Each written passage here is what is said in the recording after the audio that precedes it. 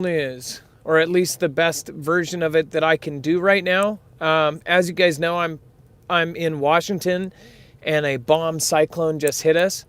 But tonight was super important. I couldn't skip tonight because this is huge. There are so many things going on. In fact, I made notes, and there will be a bibliography with all of my sources for today's show on marfooglenews.com, and it will match the thumbnail that you saw for this video, whatever that may end up being. So I am going to get my notes out. Can you guys just make sure, can you tell me that you can hear me and that everything's good? And then I'll just get right into it. As you guys know, yesterday or the day before, I think it was yesterday that we covered the attackums basically that JB, our president, allowed Ukraine to use attackums on and in Russia.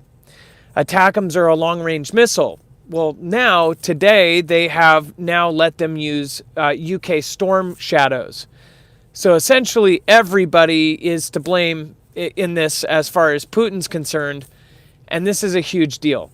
So let me make sure, I'm going to just try to see if I can set this up so I don't have to sit here the whole freaking time. Okay. So this is like, mind you, just an update on what's going on here. I will say this, like, we're not in like a situation like where Texas was a few years ago where, they had all of their pipes bursting. They had days and days. Obviously, we're not in a situation like North Carolina where they had weeks and weeks of just absolute hell. But I will say this. This opens up a lot of people's eyes, especially in the Northwest. It's like we're not set up for these kinds of things. The houses are not set up for these kinds of things. I have 5 generators. I have four medium-sized ones as far as solar goes, and then I have one small one. But I don't have like a super large one. I don't have a large capacity solar generator. I have a gas-powered generator that works well, but it takes a lot of gas. And when this all happened, all of the gas stations near me went down too. So it was pretty crazy as this thing was all happening, and as the bomb cyclone was coming through, I ended up using the car to charge some stuff in the beginning. Half of my solar generators were not charged. And that's another, just not even a pro tip, like an amateur tip. I didn't have 2 of my Energies actually charged. I had 2 of my batteries charged, but I didn't have the rest. And they were low, and basically you can charge them from the wall, and you can charge them from the sun, but if something like this happens at night, you're not going to be able to do anything. Gas-powered generator, I didn't have that much gas on hand. I just ended up loaning gas out to somebody, and I ended up picking up a friend and bringing gas with me to pick them up so they could get off the side of the freeway. So I didn't have much gas.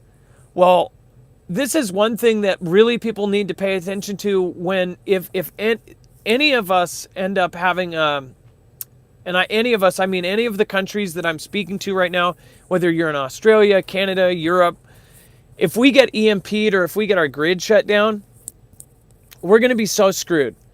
The gas, if the power goes out, you lose gas too. You lose water infrastructure is why they say that we'll all perish. But you lose gas right away. And if you don't have it stored on hand, then you are absolutely screwed.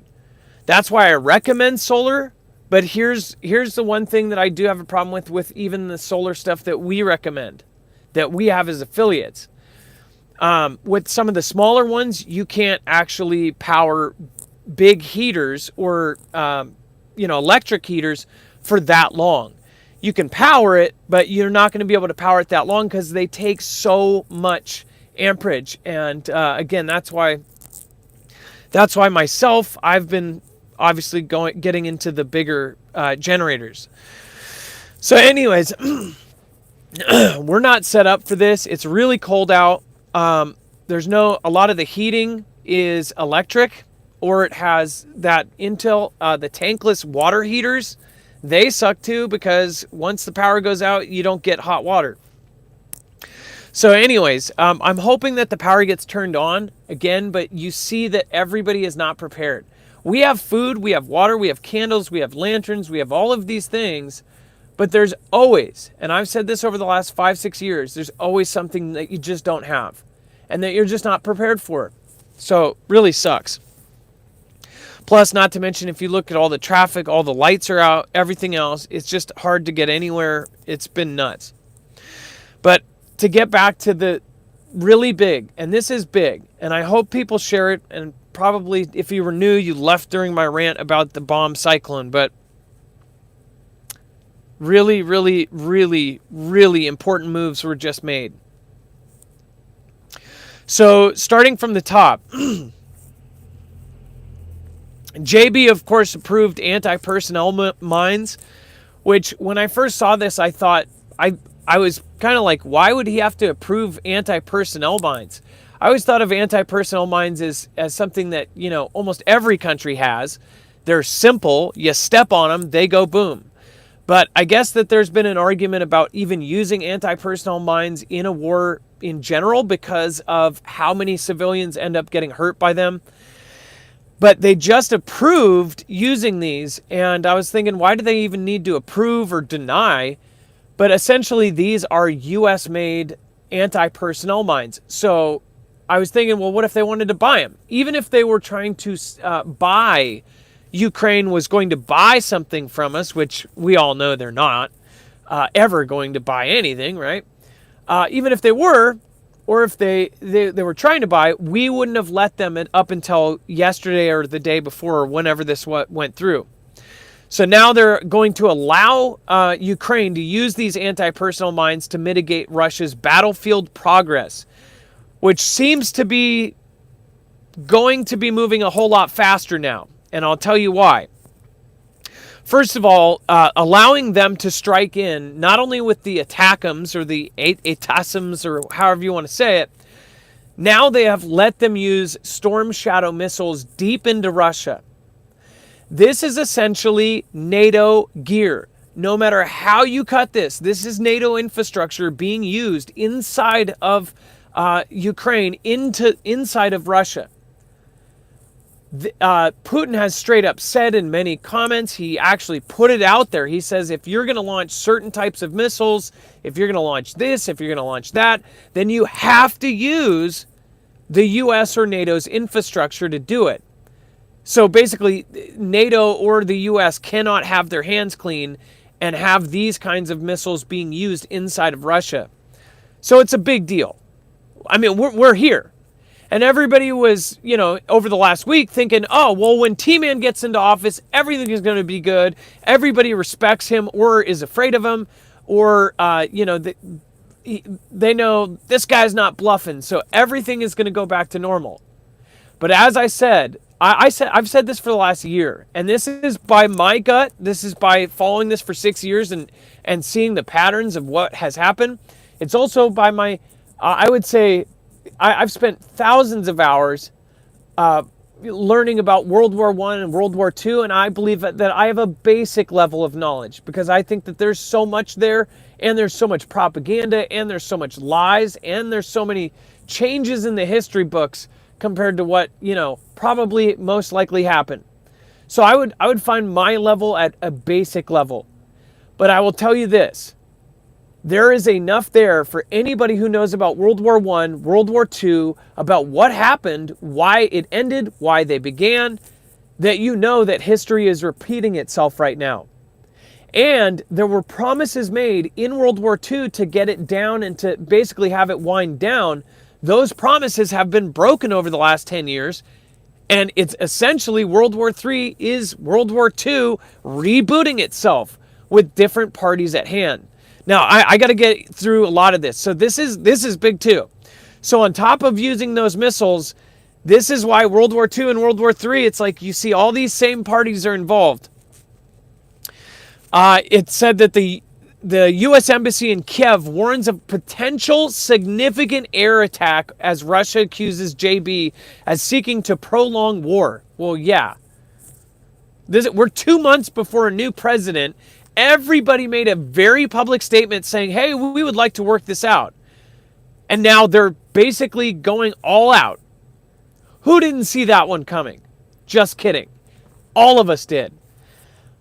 Well, I guess some of us were very hopeful. And again, I don't blame anybody for being super, super, super positive and saying, hey, everything's going to be fixed. But there were more tricks up the sleeve. When they talk about this potential air attack that they're talking about, this is massive, okay? Russia has not used like 95% of their military. And we've known this. Generals have come out and said it, and they get quieted, and half of the mainstream media will not cover half of these statements. The general's saying, hey, Russia's not using most of their stuff. The reason why they're not putting this out loud and blasting it out loud, first of all, your tax dollars are going over to Ukraine. You want to think that you're supporting a winning cause. If you're straight up thinking that that they're going to tell all of the taxpayers that, hey, all of your money is literally just getting thrown in a dumpster fire, you're not going to want to support that war. But if you think that you're, basically backing the winning side, or that you're backing the better side, then yeah, you're better off. So they've told us that Russia, of course, is, right away, within months, they were using conscripts. This is because they're so bad, they're so half put together that they're using conscripts, they're pulling people out of jail, they're sending them in with 100-year-old rifles. In reality, we found out, fast forward, during the first 6 months, 8 months, they weren't using any of their good tanks, any of their good weapons. They were literally throwing in conscripts and prisoners that might get a reduced sentence in with 100-year-old rifles, because they were throwing garbage into the front line and basically trying to get as far as they could with the least amount of technology, with the least amount of lives lost, as far as of their really good military, and see what they could do with the crappiest setup ever. We know this because the first year, they didn't even put a single jet over Ukraine's border. This entire time that, we were watching it for the whole first year, they didn't even put a single jet over the freaking border. I said the whole time, and I think we'll see this in the end, and I think we'll be able to rewind to this, and you'll see this just like we have been, that they were saving the best for last. They were saving all of this for later, right? That there was something bigger coming. And that's exactly what this potential significant air attack, they're going to start using their real stuff. And you're going to start seeing this. And the U.S. knows this, JB knows this, and all of the people that are basically pulling the puppet strings know this. They are trying to make it something that we cannot back out of, that T-Man, no matter how much smooth talking, if this thing goes nuclear or a tactical nuke, or if it goes sideways to a point where they really can't talk themselves out of it, then yeah, that's going to be incredibly bad. And I think that is the goal. The U.S. Embassy in Kiev temporarily has closed its doors on Wednesday out of an abundance of cautions, as it warned potentially significant airstrike may be coming. So I don't know what the heck is going to happen with that. We'll update.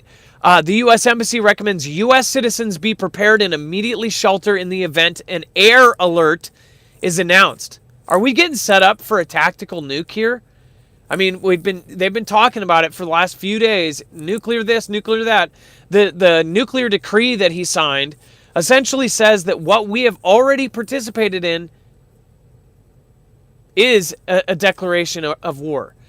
It depends on how you look at it. It depends on how you would read it, and it depends on how Putin wants to take it, right? But if you look at it from a technical standpoint, his new declarations, or his new decree, I keep forgetting the dang word for what he just signed. This thing that he just signed essentially sets up the rules for why they would use a nuclear weapon.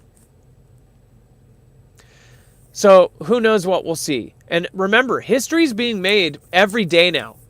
Everybody is thinking that we'll just never see one. I think we could see a mushroom cloud pop up. People are saying that mushroom clouds are popping up, and of course I think these are big Moabs, Foabs, Attackums. These are storm shadows hitting Russia, people seeing mushroom clouds out of Russia, we could see an actual mushroom cloud, an actual nuclear weapon used. And who knows, maybe their thought is it will be like Japan. They'll drop one, Ukraine will say, okay, we give up. But remember, they're not just fighting Ukraine. And they know this. They're fighting NATO. They're fighting the US. They're fighting over some sort of resource that we probably don't even know about. Lindsey Graham says that there's $12 trillion worth of resources in Ukraine, and they don't want the bad guys to get the money. So just like before when it was, well, there's weapons of mass destruction. Really, it was about the frickin' oil. Now, it's about this, and it's about we care. We care about these people. They don't give a crap. It could be lithium. It could be a mineral that we don't even know we need yet. It could be a mineral for something that they need in robots. We don't frickin' know. But what we do know is it's going sideways. And it's purposely going sideways right before January, which I called. I said, November 5th through January is going to be the craziest times. 40 years before that, that's when all of the V stuff kicked off. And we went through like a year and a half of all this lockdown crazy stuff. So buckle up. And then fear, get this, we covered the underwater sea cables. I'm telling you, something is afoot. A direct quote here in a second. Fear China could be behind Baltic Sea cable sabotage as Navy on high alert. German Defense Minister Boris Pistorius believes Russia poses not just a military, but also a hybrid threat, with the damage to the two cables a very clear sign that is something afoot. Now, in our community, half of the stuff that we hear, we're like, I don't know, this sounds like that, this sounds like that. Oh, this is a distraction, or that's a distraction, or this is Gander, that's not Ganda. I'm telling you, step back a little bit and just look at what really seems like it would be common sense right now in this time period. Everything was so easy after 2020 and all of the craziness and all of the windows and this being this and this and that, all of that. This one, it was just that easy. And they're leaking out all of this information that makes them look dumb. All of the mainstream media is saying, oh, I'm sorry, and everything is back to normal, and now everybody trusts everything, and oh, yeah, well, actually, it is good now. All of the high hopes that everybody has, now, after everybody's just totally on crack central in High Hopesville, that's when they rip things away. That's when something so horrible happens that's what causes civil unrest. That's what causes conflict. That's what causes people to go nuts. You say, hey, you just want a mansion, but oh yeah, you got to pay the $4 million in you got to pay $4 million in taxes on the winnings. Oh, you don't have $4 million? Okay, well, we'll sell it and we'll give you a portion of the proceeds or something, right? Like Mr. Beast. Oh, you want an island, but you have to come up with $6 million in taxes. Okay. Everybody's thinking that this is going to happen, and then boom, it gets ripped apart. I see this as that there's some sort of contingency plan that is at work here, and I knew it. And for about a week, everybody was like, "Oh, now you're back to fear. You want everything to keep being fear-mongering. Watch, just watch. It's not over." I knew it wasn't over. They're talking about underwater sea cables, whether this is Ganda or whether this is Fantastic Freddy. If they're setting something up, it doesn't really matter. Because at this point, they have put the seed in our head, and once the mainstream media does these articles and they put the seed and they put it quietly on back pages, that's when it starts popping up another week later, and then all of a sudden everybody's talking about it. Yet our community talked about it first. Thank you, Kat. Says hi. Hit the like button. Hey, thank you. Hey, I appreciate that. But that's when things go down. It's like, and then now there's underwater cables. The Danish Navy is keeping tabs on a Chinese ship in the Strait of Kattegat days after severing telecommunications cables running from Finland to Germany, with one analyst claiming it may even have been boarded. It says, speaking on Tuesday, Boris Pistorius, Germany's defense minister, said officials were working on an assumption that damage to 2 data cables under the Baltic Sea, one of which ends in Germany, was caused by sabotage, though he said they have no proof at present. Just before 1 p.m., the marine traffic website showed that the ship Yipang 3, in close proximity to a DNK Naval Patrol 525 in the strait. Posting on X, one poster billing themselves as chief commander of the North Atlantic Fellow Movement, or NAFO, a social media collective dedicated to countering Russian Ganda, said that the Chinese-flagged ship Yipang 3, whose captain is Russian, has just been intercepted and boarded by the Danish ship Y311 Sullivan. This Chinese ship is strongly suspected of being the cause of the rupture of the submarine cables in the Baltic Sea. The Danish defense can confirm that we are present in the area near the Chinese ship Yipang 3. So I want to mind you, this is coming from a guy from that collective and an X post and this and that. Who knows? You got to take everything with a grain of salt. You could trust this guy, you could do that. But what is being said here, what is being repeated, and they choose to repeat some X posts where they choose not to repeat some others. Either way, are we getting set up for a Fantastic Freddy? Are we getting set up for something? Or are they truly are they practicing? Are they practicing to cut underwater sea cables? The actual communications between us and Europe. And then this involves Germany and Finland. All of these places have had huge stories happening in their countries as well. Finland, of course, Finland and Poland and all of these places, they're putting up dragon's teeth on their border. They're literally closing off bridges and putting dragon's teeth for tanks. They're digging trenches. They're doing these super advanced things. And this is all for a war that's not coming, according to many. I'm telling you, they already know that war's coming. They're just trying to get the damn thing started. And then Putin takes his nuclear threats to a new level, but Ukraine's allies say they aren't rattled. So are they really just not calling their bluffs? World leaders and analysts expressed doubts that the change to Russia's nuclear doctrine, thank you, I keep forgetting that one, amounted to much more than a new or more intense effort to deter the West. So they're kicking up the nuclear rhetoric. They're saying that he changed the doctrine, the decree, whatever you want to call it, the doctrine. And that essentially that they're not rattled by it, right? I think that there's a lot of ganda going on with this whole nuclear thing, but one thing I will say is I and many others predicted that this was going to get even more nuts right before January, and that we were going to see step by step that we were going to be kicked right into this war. Remember, this war is not the end of the world. It's not a nuclear apocalypse.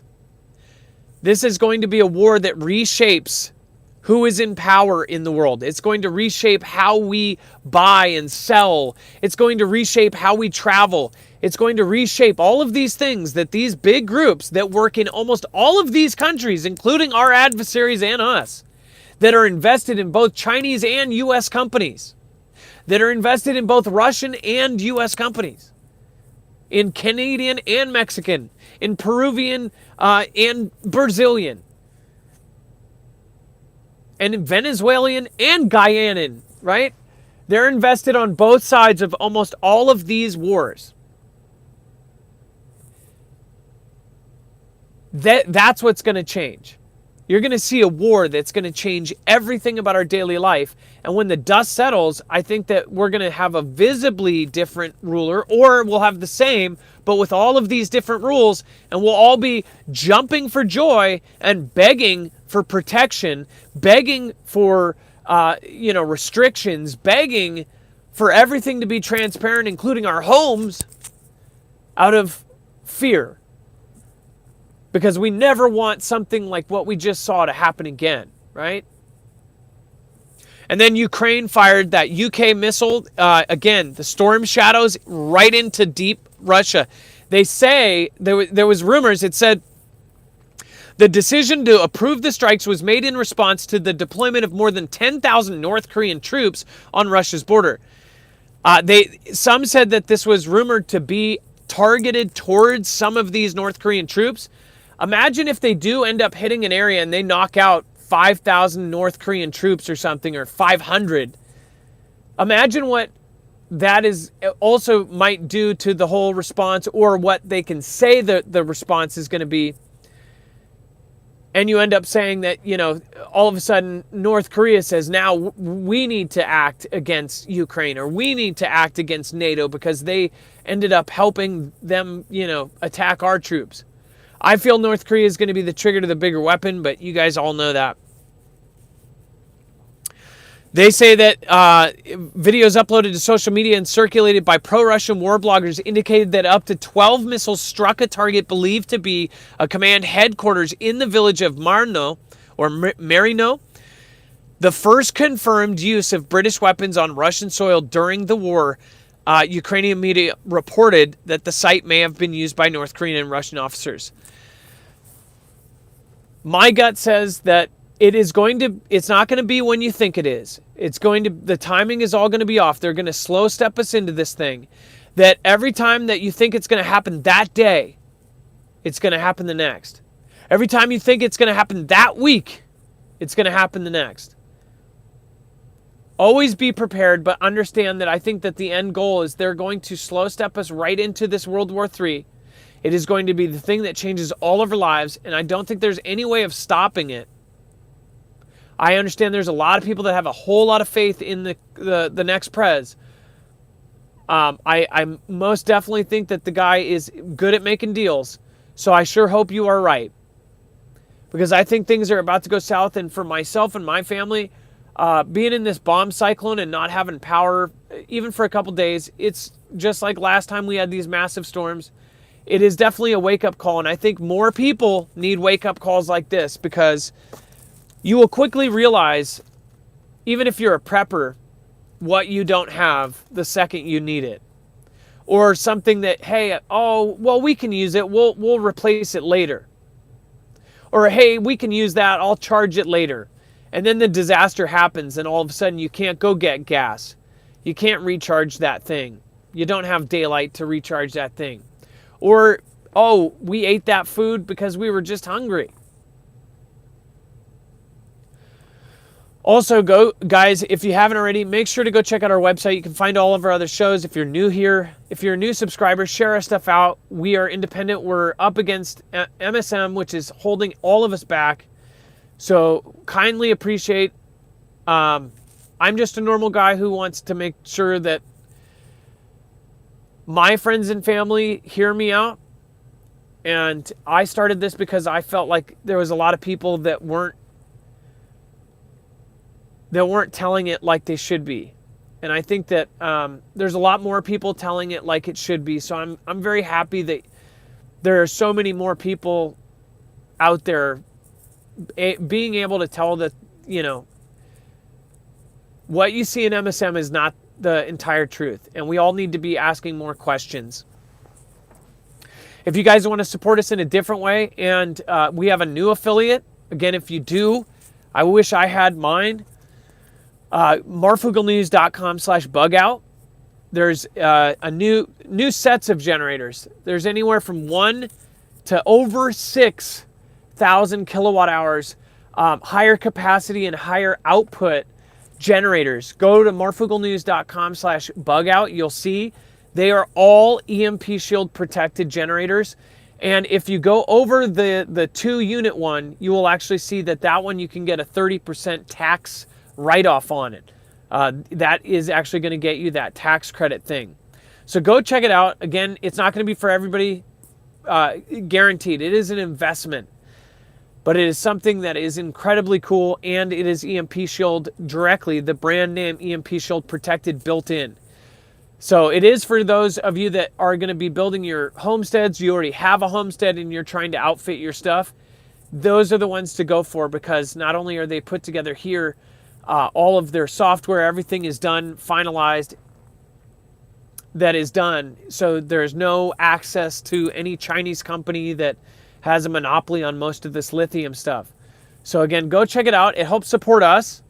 It gives us a commission, and it helps you get a discount, a giant discount, and it helps independent media.